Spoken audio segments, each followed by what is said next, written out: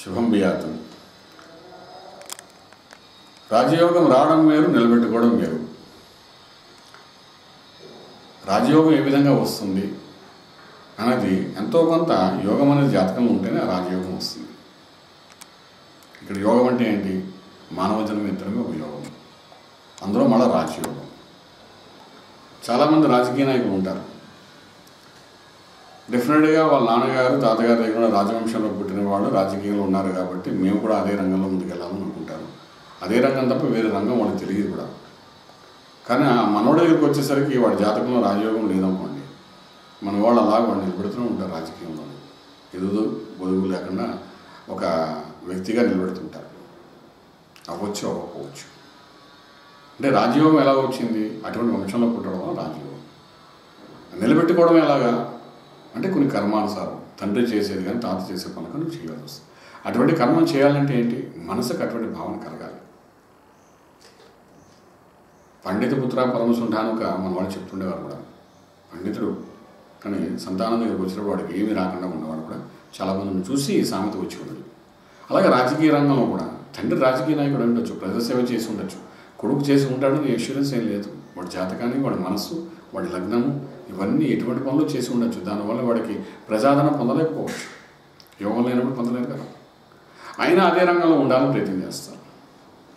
Film industry, తండ్రి గారు film industry ఉన్నా కూడా నా వంశాన్ని నిలబెట్టే కొడుకు కూడా అదే ఫీల్డ్లో రావాలి, మన యొక్క పేరుని, మన ఇంటి పేరు నిలబెట్టాలని చేసే ప్రయత్నం చాలామంది ఫిల్మ్ ఇండస్ట్రీ వాళ్ళు చేస్తుంటారు. అది జరుగుతుందా?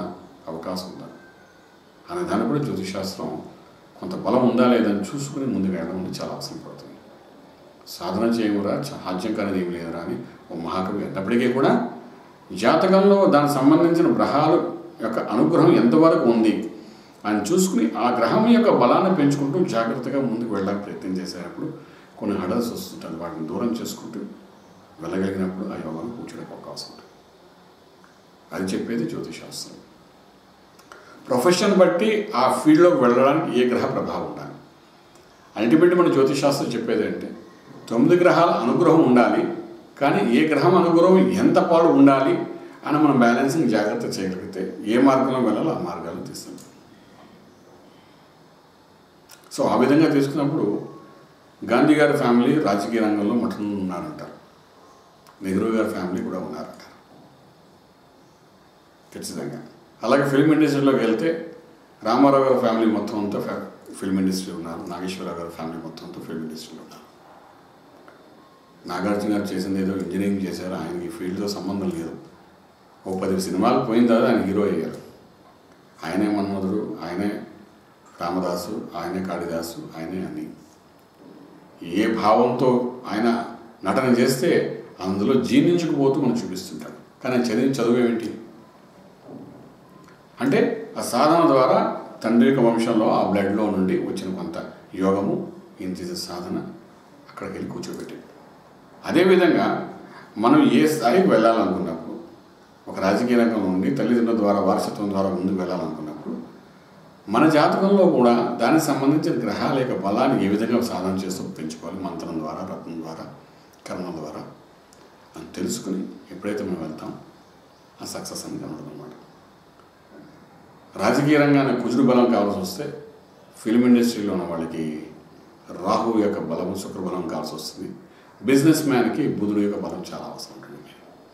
సో రంగాన్ని బట్టి ఎటువంటి గ్రహాన్ని ఏ విధంగా చేయాలని శాస్త్రం ద్వారా తెలుసుకుని ముందుకు వెళ్ళగలిగితే డెఫినెట్గా సక్సెస్ ఉంటుంది. శుభం వ్యాతు.